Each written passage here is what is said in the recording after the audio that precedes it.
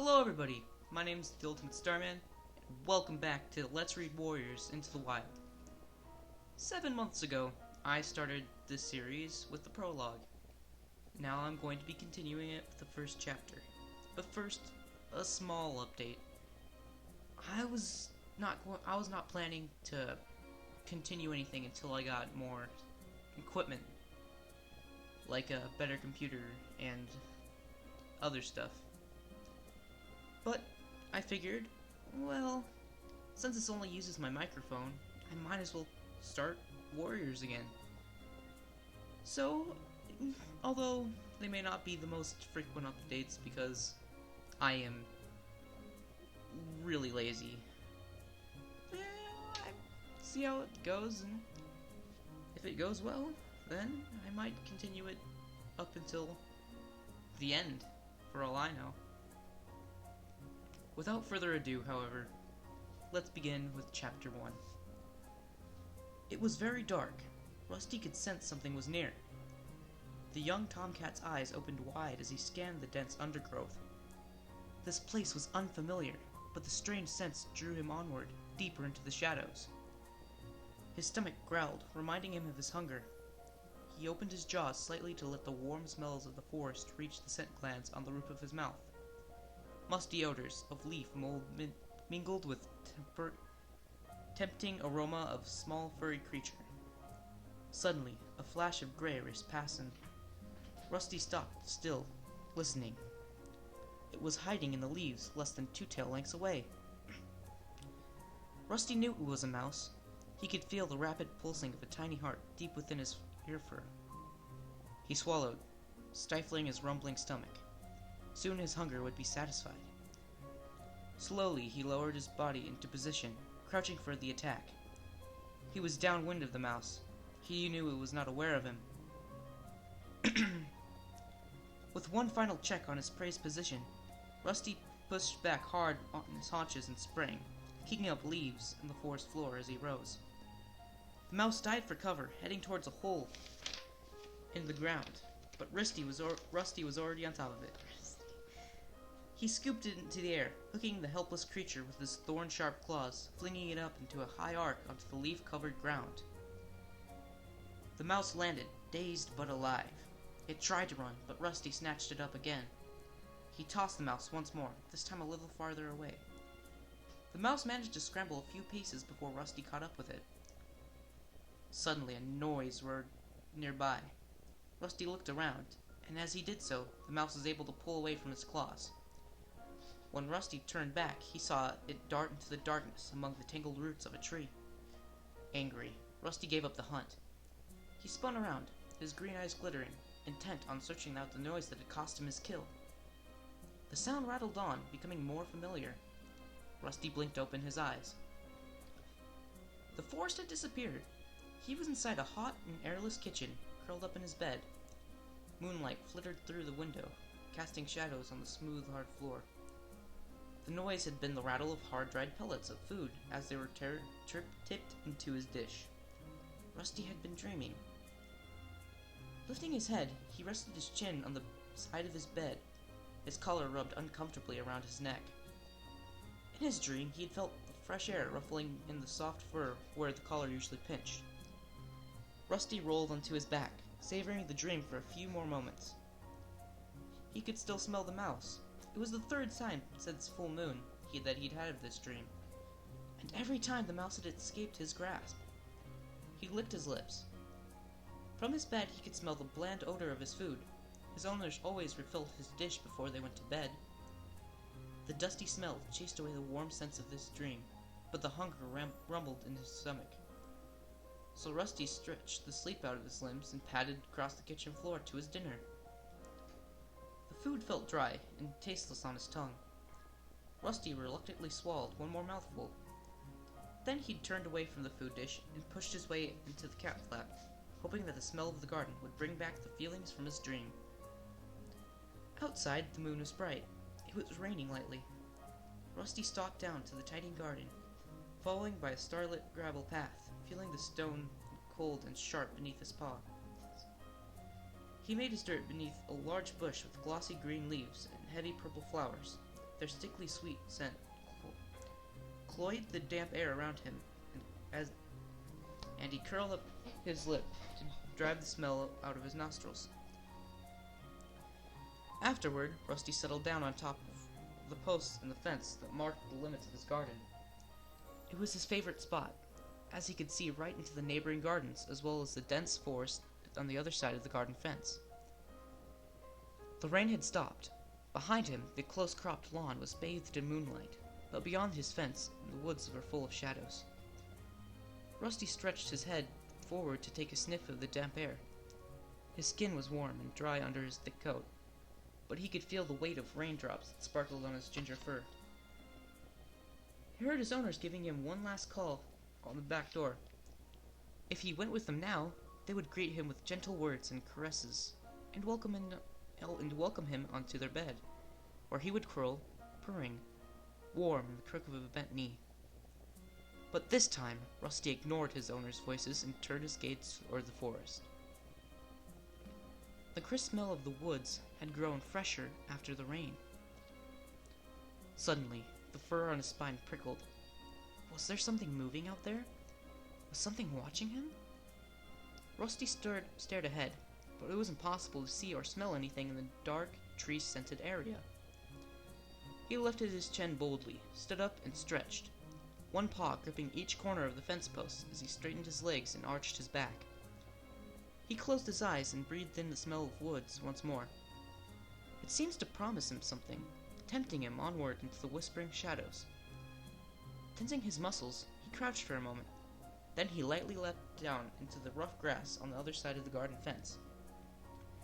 As he landed, the bell on his collar rang out through the still night air. "Where are you off to, Rusty?" meowed a familiar voice behind him. Rusty looked up. A young black and white cat was balancing ungracefully on the fence. "Hello, Smudge," Rusty replied. "You're not going out into the woods, are you?" Smudge's amber eyes were huge. Just for a look," Rusty promised, shifting uncomfortably. "You wouldn't get me in there. It's dangerous." Smudge wrinkled his black nose with distaste. "Henry said he went into the woods once." The cat lifted his head and gestured with his nose to the row of fences toward the garden where Henry lived. "That fat old tabby never went into the woods," Rusty scoffed. He's hardly been beyond his own garden since his trip to the vet. All he wants to do is eat and sleep." "No, really, he caught a robin there," Smudge insisted. "Well, if he did, it was before the vet. Now he complains about the birds because they disturb his dozing." "Well, anyway," Smudge went on, ignoring the scorn in Rusty's mew, "Henry told me there's all sorts of dangerous animals out there. Huge wildcats who eat live rabbits for breakfast and sharpen their claws on old bones." "I'm only going for a look around," Rusty mewed. "I won't stay long." "Well, don't say I didn't warn you," purred Smudge. The black and white cat turned and plunged off the fence back down into his own garden. Rusty sat down in the coarse grass beyond the garden fence. He gave his shoulder a nervous lick and wondered how much of Smudge's gossip were true. Suddenly, the movement of a tiny creature caught his eye. He watched it scuttle underneath some branches. Instinct made him drop into a low crouch. With one slow paw after another, he drew his body forward through the undergrowth. Ears prickled, nostrils flared, his eyes unblinking. He moved toward the animal. He could see it clearly now, sitting up among the barbed branches, nibbling on a large seed leaf between its paws. It was a mouse. Rusty rocked his haunches from side to side, preparing to leap. He held his breath in case his bell rang again. Excitement coursed through him, making his heart pound. This was even better than his dreams. Then a sudden noise of cracking twigs and crunching leaves made him jump. His bell jangled treacherously, and the mouse darted away into the thick tangle of bramble bush. Okay. Rusty stood very still and looked around. He could see the white tip of a red bushy tail trailing through a clump of tall ferns up ahead. He smelled a strong, strange scent. Definitely a meat eater, but neither a cat or a dog. Distracted, Rusty forgot about the mouse and watched the red tail curiously. He wanted a better look. All of Rusty's senses strained ahead as he prowled forward, then detected another noise. It came from behind, but sounded muted and distant. He swiveled his ears backwards to hear it better.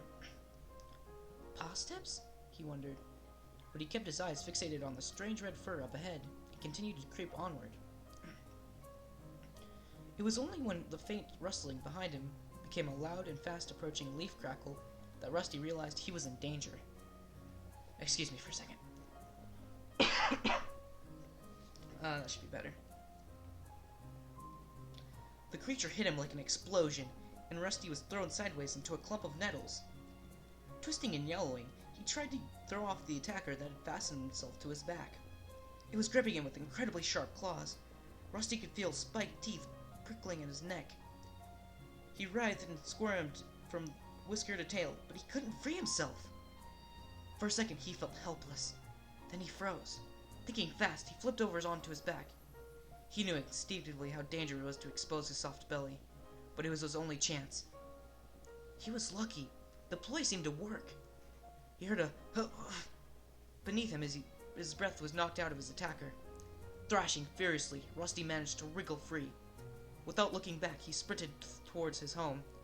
Behind him, a rush of paw steps told Rusty his attacker was giving chase. Even though the pain from his scratches stung beneath his fur, Rusty decided he would rather turn and fight than let himself be jumped on again. He skidded to a stop, spun around, and faced his pursuer. It was another kitten, with a thick coat of shaggy gray fur, strong legs, and a broad face. In a heartbeat, Rusty smelled that it was a Tom, and he sensed the power on the sturdy shoulders underneath the soft coat. Then the kitten crashed into Rusty at full pelt. Taken by surprise by Rusty's turnabout, it fell back into a dazed heap. The impact knocked the breath out of Rusty, and he staggered. He quickly found his footing and arched his back, puffing out his orange fur, ready to spring onto the other kitten. But his attacker simply set up and began to lick a forepaw, all signs of aggravation gone. Aggression. Oh my god, I messed that up. Aggression gone. Rusty felt strangely disappointed. Every part of him was tense, ready for battle. Hi there, kitty pet, meowed the Grey Tom cheerfully. He put up quite a fight for a tame kitty. Rusty remained on tiptoe for a second, wondering whether to attack or run away. He remembered the strength he had felt in his kitten's paws when he pinned him to the ground. He dropped onto his pads, loosening his muscles, and let his spine unbend. And I'll fight you again if I have to, he growled. I'm Graypaw, by the way, the Grey Kitten went on, ignoring Rusty's threat. I'm training to be a ThunderClan warrior. Rusty remained silent. He didn't understand what this gray was meowing about, but he sensed the threat had passed. He hid his confusion by leaning down to lick his ruffled chest. What's a kitty pet like you doing out in the woods? Don't you know it's dangerous? Asked Graypaw. If you're the most dangerous thing the woods has to offer, then I think I can handle it, Rusty bluffed. Graypaw looked up for a moment, narrowing his big yellow eyes. Oh, I'm far from the most dangerous. If I were even a half a warrior, I'd have given an intruder like you some real wounds to think about. Rusty felt a thrill of fear at these ominous words. What did this cat mean by intruder? Anyway, meowed Graypaw, using his sharp teeth to tug a clump of grass between his claws. I didn't think it was worth hurting you. You're obviously not from one of the other clans. Other clans? Rusty echoed, confused. Graypaw let out an impatient hiss. You must have heard of the four warrior clans that hunt around here. I belong to ThunderClan. The other cats are always trying to steal prey from our territory, especially ShadowClan. They're so fierce, they would have ripped you to shreds, no questions asked. Graypaw paused to spit angrily and continued. They come to take prey that's rightfully ours. It's the job of ThunderClan warriors to keep them out of our territory. When I'm finished my training, I'll be so dangerous, I'll have the other clans shaking in their flea-bitten skins. They don't dare come near us then. Rusty narrowed his eyes. This must be one of the wildcats Smudge had warned him about. living it rough in the woods, hunting and fighting each other for every last scrap of food. Yet Rusty didn't feel scared. In fact, it's hard not to admire the confident kitten. "So you're not a warrior yet?" he asked. "Why, did you think I was?" Graypaw purred him out proudly. Then he shook his wide furry head. "I won't be a real warrior for ages. I have to go through the training first. Kids have to be 6 months old before they even begin training. Tonight's my first night out as an apprentice." "Why don't you find yourself an owner with a nice cozy house instead? Your life would be much easier." Rusty meowed. "There are plenty of housefolk who would take in a kitten like you. All you have to do is sit there where they can see you and look hungry for a couple of days." "And they feed me pellets that look like rabbit droppings and soft slop?" Graypaw interrupted. "No way! I can think of anything worse than being a kitty pet." "I can't. God. No way! I can't think of anything worse than being a kitty pet." Page turned. "They're just Two Legs toys. Eating stuff that doesn't look like food, making dirt in a box of gravel, sticking their noses outside only when the Two Legs allow them. That's no life. Out here it's wild and it's free. We come and we go as we please." He finished his speech with a proud spit, then meowed mischievously. "Until you've tasted a fresh-killed mouse, you haven't lived. Have you ever tasted a mouse?" "No," Rusty admitted, a little defensively. "Not yet." "I guess you'll never understand," Graypaw sighed. "You weren't born wild. It makes a big difference. You need to be born with warrior blood in your veins, or feel the wind in your whiskers. Kitties born into two-leg nests could never feel the same way." Rusty remembered the way he'd felt in his dream. "That's not true," he mewed indignantly. Graypaw did not reply. He suddenly stiffened mid-lick, one paw still raised, and sniffed the air. I smell cats from my clan," he hissed. "You should go. They won't be pleased to find you hunting in our territory." Rusty looked around, wondering how Graypaw knew any cat was approaching. He couldn't smell anything different on the leaf-scented breeze, but his fur stood on end at the note of urgency in Graypaw's voice. "Quick! Run!" Graypaw hissed. Rusty prepared to spring into the bushes, not knowing which way was safe to jump. He was too late. A voice mewed behind him, firm and menacing. "What's going on here?" Rusty turned to see a large gray she-cat strolling majestically out from the undergrowth. She was magnificent. White hair streaked her muzzle, and an ugly scar parted the fur across her shoulders. But her smooth gray coat shone like silver in the moonlight. Bluestar! Beside Rusty, Graypaw crouched down and narrowed his eyes. He crouched even lower when a second cat, a handsome golden tabby, followed the gray cat into the clearing. "You shouldn't be so near the Two-Leg place, Graypaw," growled the golden tabby angrily, narrowing his green eyes. I'm no Lionheart, I'm sorry." Graypaw looked down at his paws. Rusty copied what Graypaw had and crouched low to the forest floor, his ears twitching nervously. These cats had an air of strength he had never seen in any of his garden friends. Maybe what Smudge had warned him about was true. "Who is this?" asked the she-cat.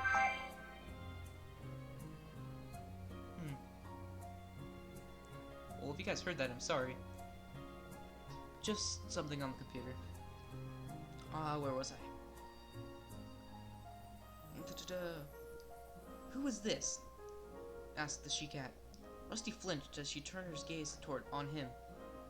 Her piercing blue eyes made him feel even more vulnerable. "He's no threat," mewed Graypaw quickly.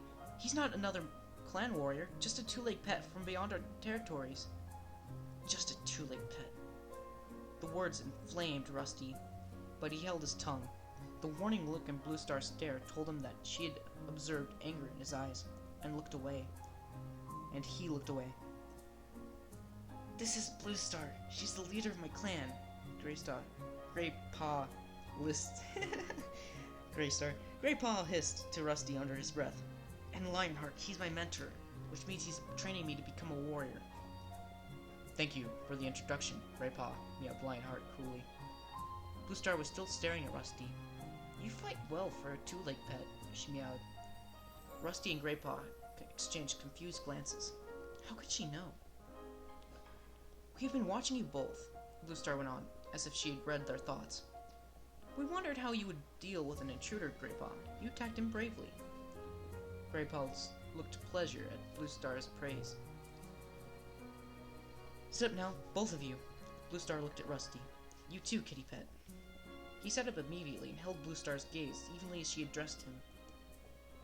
You reacted well to the attack, Kitty Pet. Greypaw is stronger than you, but you used your wits to defend yourself, and you turned to face him when he chased you. I've not seen a kitty pet do that before. Rusty managed to nod his thanks, taken aback by the unexpected praise. Her next words surprised him even more. I have been wondering how you would perform out here, beyond the two-leg place. We patrol this border frequently, so I have often seen you sitting on your boundary, staring out into the forest. And now, at last, you have dared to place your paws here. Bluestar stared at Rusty thoughtfully. You do seem to have a natural hunting ability, sharp eyes. You would have caught that mouse if you had not hesitated so long. Really? Rusty stammered. Lionheart spoke now. His deep meow was respectful, but insistent. Bluestar, this is a kitty pet. He should not be hunting in ThunderClan territory. Send him home to his two legs. Rusty prickled at Lionheart's dismissive words. Send me home, he mewed impatiently. Bluestar's words had made him glow with pride. She had noticed him. She had been impressed by him. But I've only come here to hunt for a mouse or two. I'm sure there's enough to go around. Bluestar had turned her head to acknowledge Lionheart's words. Now her gaze snapped back to Rusty. Her blue eyes were blazing with anger. There's never enough to go around, she spat. If you didn't live such a soft, overfed life, you would know that. Rusty was confused by Bluestar's sudden rage, but one glance at the horrified look on Greypaw's face was enough to tell him that he'd spoken too freely. Lionheart stepped to his leader's sides. Both warriors loomed over him now. Rusty looked into Bluestar's threatening stare, and his pride dissolved. These were not cozy, fireside cats he was dealing with. They were mean, hungry cats who were probably going to finish what Greypaw had started. Well, that's enough for Chapter 1. Thank you all for listening, and remember, the series is owned by Aaron Hunter, and if you like what I'm reading, go ahead and get it for yourself. It's an amazing series. But until next time, this is the Ultimate Starman, signing off. Thank you all for listening.